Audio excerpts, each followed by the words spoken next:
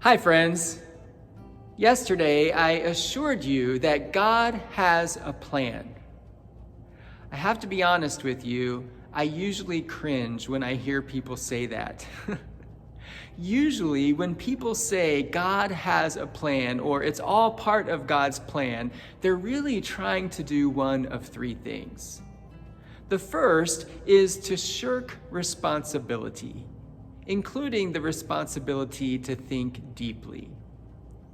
I don't want to make a difficult decision. I don't want to face a tough situation. And so I'm just going to sit back, do nothing, let whatever happens happen, and attribute it to God's plan.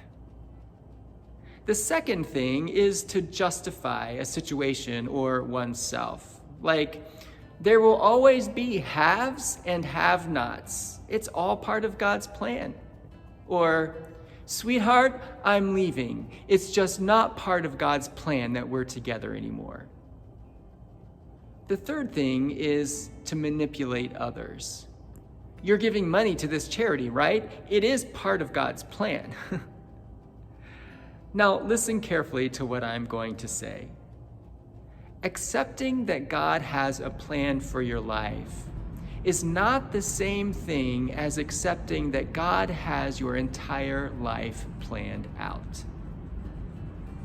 Accepting that God has a plan for your life does not mean that God has your entire life planned out.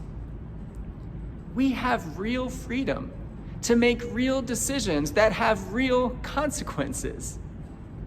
God's plan does not diminish our free will. Neither does our free will thwart God's plan.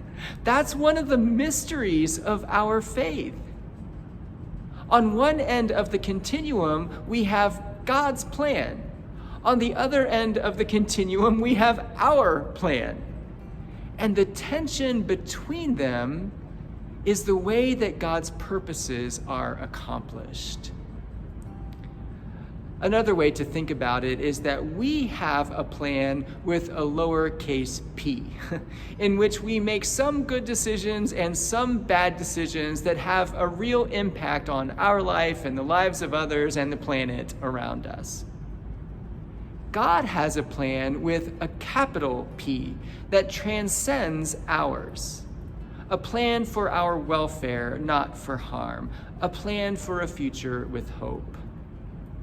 Jeremiah 29:11. For surely I know the plans I have for you, says the Lord. Plans for your welfare and not for harm, to give you a future with hope.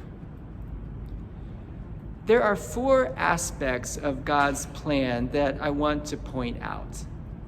I'll give you two of them today and two tomorrow. The first is, God knows the plan. Even when we are unsure, even when we can't see where all this is going, surely God knows.